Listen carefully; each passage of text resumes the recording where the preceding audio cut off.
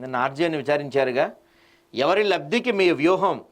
సినీ దర్శకుడు రామ్ గోపాల్ వర్మ ప్రశ్నించిన పోలీసులు. దాదాపు గట్టిగానే ఎంక్వైరీ చేశారంట మనోడిని.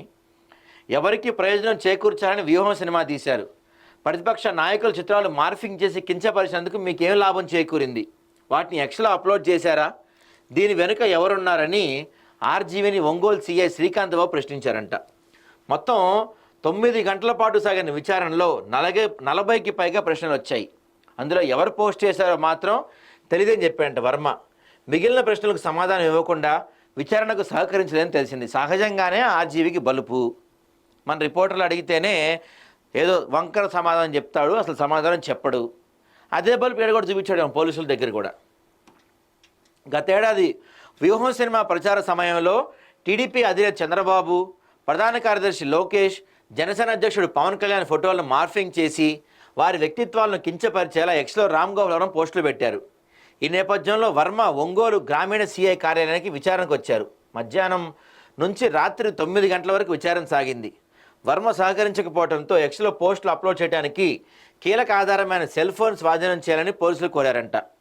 తాను ఫోన్ లేకుండా వచ్చానని ఒకసారి, కారులో మర్చిపోయానని ఇంకోసారి, కారు హైదరాబాద్ వెళ్ళిన మరోసారి వర్మ చెప్పడంతో విచారణ చాలాసేపు నిలిచిపోయింది. మధ్యలో న్యాయవాది ఫోన్తో ఆయన ఇతరులతో మాట్లాడినట్టు తెలిసింది. విచారణకు సహకరించకపోవడంతో ఆర్జీవీని మరోసారి పిలిచే అవకాశం ఉందంట. దీని నుంచి బయట రాగానే వెంటనే ఇంకో కేసులో కూడా నోటీస్ ఇచ్చారంట రామ్ గోపాల్ వర్మకి. దీన్ని బట్టి అర్థమైంది ఏంటంటే గతంలో ఎప్పుడు ఇట్లాంటివి ఉండేవి కాదు. సినిమా వాళ్ళు సినిమా ఇండస్ట్రీకి పరిమితం అవ్వాలి. రాజకీయాల్లో ఏలు పెట్టి రాజకీయ నాయకులు అండదండలోనే కానీ ఇష్టం వచ్చినట్టు మాట్లాడకూడదు. ప్రధానంగా గత ఎన్నికల్లో రామ్ గోపాల్ వర్మ ఒకడు, తర్వాత మన ఈ పోసాని కృష్ణమురళి, వీళ్ళంతా రెచ్చిపోయారు ఒక రేంజ్లో చెప్పాలంటే. పోసాని కృష్ణమురళి అయితే అరే ఒరే పవన్ కళ్యాణ్ స్థాయికి వెళ్ళిపోయాడు. ఈ రామ్ గోపాల్ వర్మ కూడా అంతే. చంద్రబాబు నాయుడిని నానా మాటలు, లోకేష్ని, చంద్రబాబు నాయుడిని, పవన్ కళ్యాణ్ని నానా మాటలు అన్నారు. మనం సినిమా వాళ్ళ ఉంటే బెటర్ సార్. మీరు కావాలంటే సమాజానికి పనికొచ్చే మెసేజ్ ఇచ్చే సినిమా తీయండి. ఏదో మీకు జగన్ అంటే ఇష్టమనో, లేదా జగన్ మీకు డబ్బులు ఇచ్చాడనో వాళ్ళకి పనికొచ్చేలా సినిమాలు తీసి పక్క పార్టీ వాళ్ళని తిడితే రేపటి రోజున అధికారం అటు ఇటు అయితే మీ పరిస్థితి జైళ్ళు పాలవుతుంది. గుర్తుపెట్టుకోండి సినిమా వాళ్ళందరూ కూడా.